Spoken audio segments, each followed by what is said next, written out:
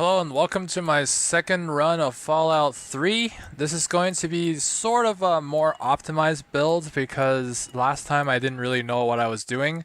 Now, I don't claim that this is going to be an optimized build by any means of the word because number one, I'm still playing on console, which means that I can't rely on manual aiming for shit. But it's going to be more optimized than the previous one, and it's going to be optimized to my knowledge of the game at the current time. For special, I'm doing 5561968. We have int at 9 for obvious reasons with the bobblehead to maximize our level. For luck, we have it at 8 to max out at 10 with the bobblehead and the magic 8 ball.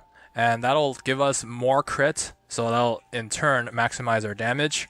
For perception and agility, I plan to get these both to 6. Perception is currently at 5 because I'm planning to do the Ants quest and get the Ants perk for perception. That'll allow us to get the Sniper perk, which gives you more accuracy when VATSing the heads, and also Action Boy, which gives you more AP in VATS. For tag skills, I have chosen these because they are the skills that I will be leveling up first.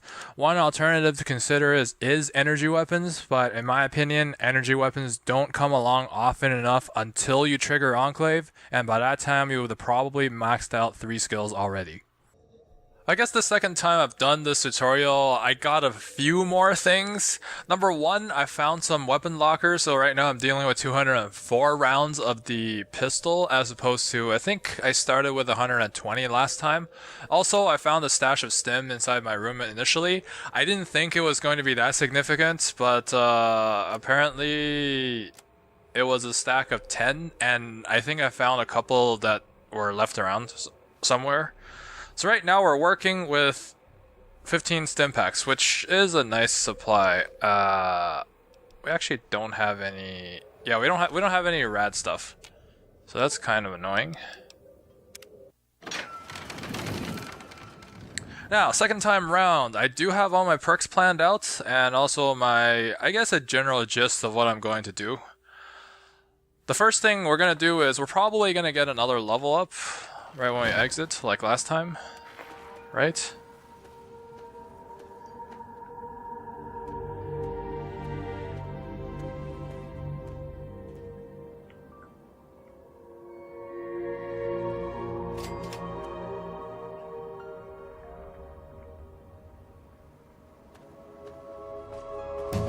Yeah, we do. We have our level up now.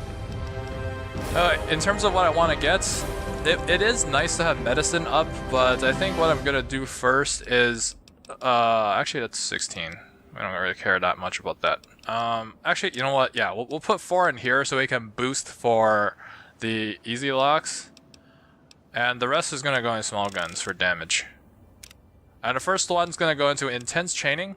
Last time I picked Swift Learner, but I feel like it's not really useful. Like, it's not a permanent boost, it just sort of speeds things up, which isn't really useful.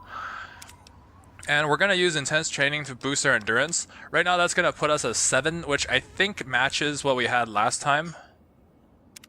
So right now we're not really doing any worse than last time, because all this seems to have done is put charisma, we spec charisma into something else, intelligence.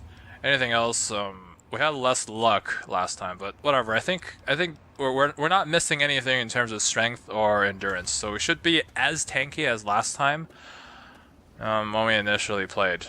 Now the first thing I want to do is put Megaton on the map, and then we're gonna go and grab the intelligence bobblehead, because I feel like we should be able to survive. I mean, yeah, there are mutants, but they're not exactly good at chasing you down.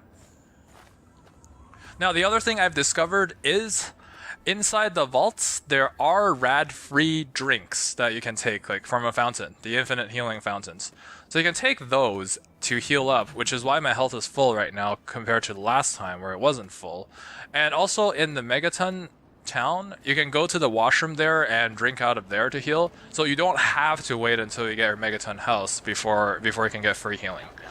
Now, it does give you rads, but whatever.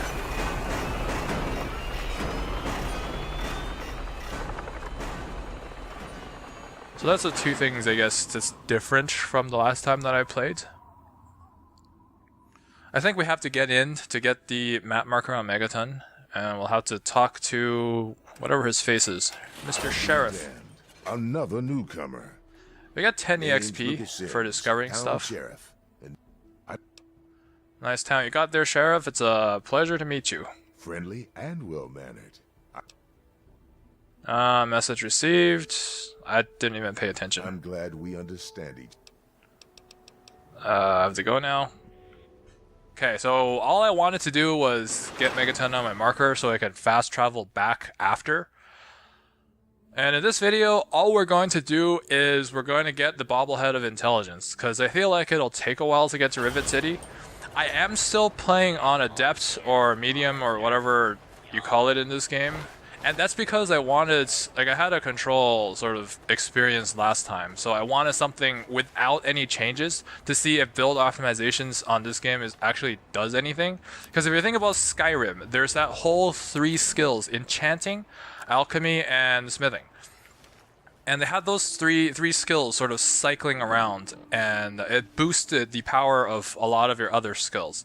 So a well-built build in Skyrim is actually really rewarding. Like, you can actually feel really, really powerful with a proper build, even on the highest difficulty settings. Now in here, there are no crafting skills to boost your abilities. So I feel like this game isn't designed to be sort of optimized, but I'm gonna try and do it anyways because it's what I like doing in this game. And now I sort of know what I'm doing, so we're gonna explore together how much better you can, how much stronger you can make yourself in this game. I am of course going for a crit in here, and that's because crit is basically the only way I know how to increase damage. I know you can get guaranteed crit in stealth builds, so your stealth builds are not gonna need crit, but I just don't like that style. Like, we optimize our builds so that we don't have to go and sneak around. We go up to the enemy's face, tell them that they belong in the dirt, and then promptly plant them in said dirt. That is the way that I do things. So yeah, no stealth coming from me. I don't know how this build will differ on master difficulty, or whatever they call it in this game. I don't know if VATS will be sufficient. I feel like master difficulty will require you to do manual aiming. Like, yeah, you'll still use VATS, but most of the time your VATS volley won't kill anything. Will not completely kill anything. So you need some level of proficiency with manual aiming. But I don't have that, so you know what? Sucks to be me.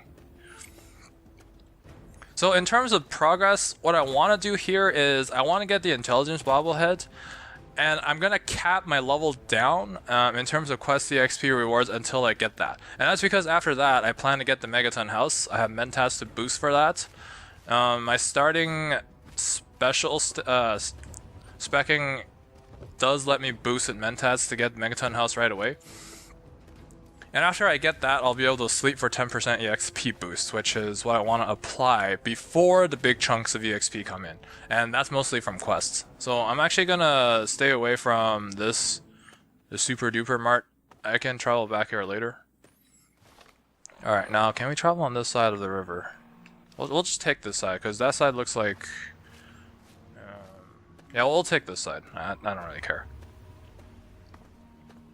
I don't know if those quest giver is gonna march up to us and force a quest onto us, but we are getting close to Great Ditch. We'll see. Like, yeah, I theoretically know what I'm doing, but I have never actually put it into practice before. We are still running the Vault Security outfit, so we don't have any armor up. We'll feel a lot worse than before in terms of damage resist, but since the damage resist system is similar to Skyrim's, I feel like early damage resist, while it does boost your defenses a lot compared to other game, isn't nearly as significant as later damage resist. And I guess I can take a little bit of time to explain what I mean by that. If you're not familiar with the damage resist system in Skyrim or this game, which I guess is nobody, because why the hell are you watching my video if you're not a Fallout veteran or a Skyrim veteran? Like, half the shit I talk about in Skyrim wouldn't make sense to you at all if you're not a Skyrim veteran. But yeah, the damage resist scaling is linear in this game in that 1 damage resist is 1% damage mitigation. Now, if you think about what that means, it's not quite linear in terms of performance. If you have a 100 damage attack coming at you and you have 1% damage resist, so that's 1 damage resist from, actually let's take an example of 10. 10 from 0 damage resist to 10 damage resist. You're gonna knock down 10 damage from that 100 damage attack, which means you're gonna survive 1.1 attacks before you die if you have 100 health. Now, given the same situation, if you have an existing 80 damage resist, we're gonna ignore the armor cap for now, and you add 10 to that. That means you have 80 to 90 damage resist, which means you'll be taking from 20 to 10 damage, meaning that you can survive instead of 5 shots, 10 shots from the same 100 damage attack. So basically, the more you stack damage resist, the more important it is to stack damage resist, which is a nice design because it gives you more rewards for having better builds, and that's what I like about it. I already see enemies on the map. So far, we haven't actually been shot at, so that's good. I feel like even on the higher difficulties, you can pull this off. Like this initial Rivet City run. So that doesn't really differ.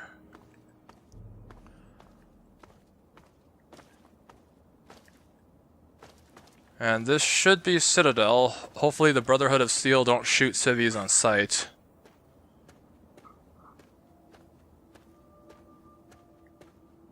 It's like we haven't exactly associated with them yet. Although I think Sarah Lyons, she didn't... Oh, well, they're getting XP. Although I don't think it threatens us in terms of leveling. 10 EXP at the end of the day is like killing a third of a super mutant brute, so I don't really think it matters. So those guys are still green, which means they should be good, right? Yeah, they should be good. I already see the purifier up ahead, or the purifier place. Have a nice day. I will.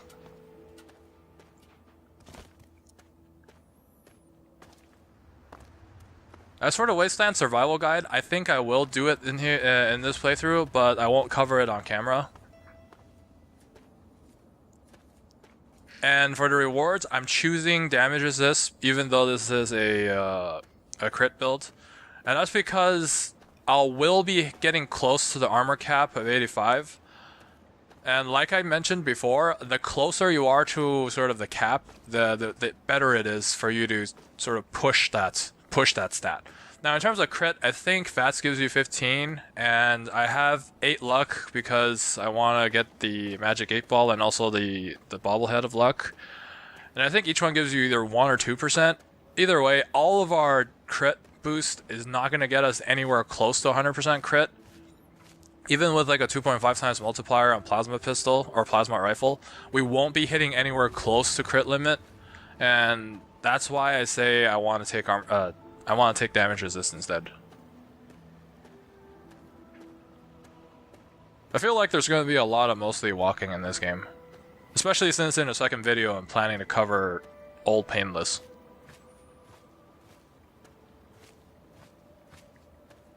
It's probably a Mirelurk. I did run into a couple of different enemy types that I've never seen before while I was experimenting before I did this recording, like after the initial recording. One of them is a Deathclaw, and that's like a powered up version of a bear. They'll be the snow bears of this game compared to the bears, which are the Yaoguai. And the other thing I ran into are glowing ones, which I guess are just Draugr with more health. Yeah, that's a Mirelurk. I think we can just swim. Yeah, we're just swimming. I don't want to play with Mirelurk. Yeah, razz me up. I already swam around the boat once, like an idiot. I can take this. We do have base 2 endurance, one from leveling up intense chaining and one from our base. So we will have a little bit of rad resist, I guess. I don't know if that matters, but I can already see the boat, so I don't imagine we'll die of radiation before that. We also get a free one from Moira from the Wasteland Survival Guide. I'll probably take that first.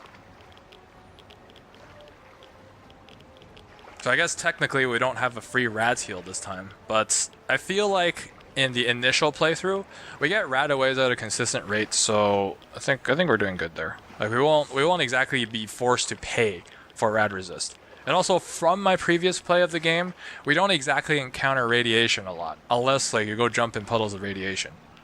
So we won't be short on radaways, which is what I'm saying.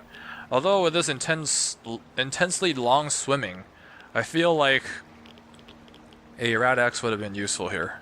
Because the only other reason you would want to use Rad-X is, I guess if you're trying to force your way into the Gek room, and at the end.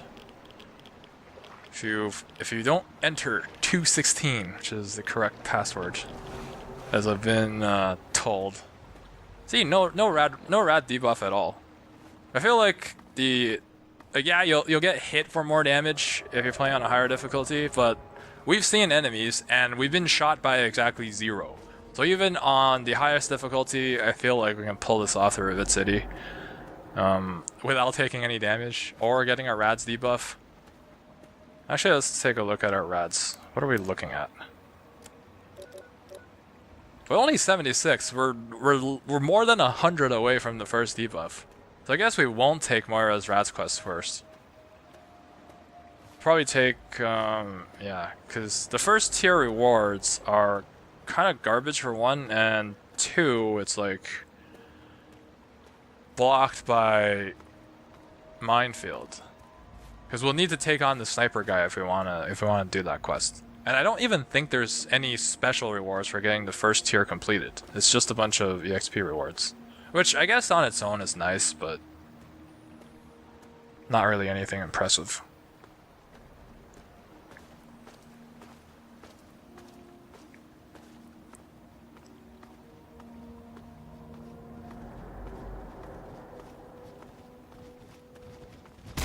Oh, someone shot me. Oh, it's a super mutant. How did you get here? Okay, go back the way you came from. I actually missed that fast travel tip initially because I found it off camera. But I guess we ran around enough that we discovered enough places. And hopefully this guy lets me in without going to the main quest line. Because we don't have a reason to be in Rivet City right now. No more intercom bullshit this time. Last time we kicked his ass. Now we don't have that power, so even if we safe scum, we won't have enough damage to do it, because all we have is 10mm and BB gun right now. We also don't have a reason to give him. I wonder what'll happen if, like, we told him we're looking for a toy. We're looking for the resident scientist's toy. Hold it right there. I'm looking for my father. I don't answer to you. Forget it. I'm out of here. Oh, I'm just wandering around. Alright, you're free to roam around, so long as you don't do anything stupid. Like try to slit my throat when I'm sleeping. You wouldn't try anything stupid like... No, sir. If I kick your ass... Oh, first of all, you're fucking essential, so I can't slit your throat. Second of all, if I was gonna slit your throat, I make sure you look at me first. You know that I'm slitting your throat. Then I go ahead and slit your throat. Alright, now where's Science Lab? I don't actually know. Jeez. Maybe it's in top deck? So I don't remember where it was. Here, there's science. This place looks too messy to be the... Yeah, this place looks too messy. Maybe I could have asked that guy for instructions on a science lab. Although he doesn't place quest markers. That's the bad thing about this. Rivet City Clinic, upper deck. I'm pretty sure the clinic is on the same level as the science lab.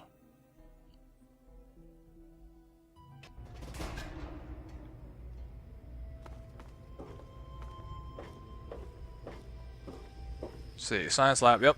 Science lab is that way. Science lab is this way. This is Rivet City Clinic. Clinic. Dr. Lee's door, locked average.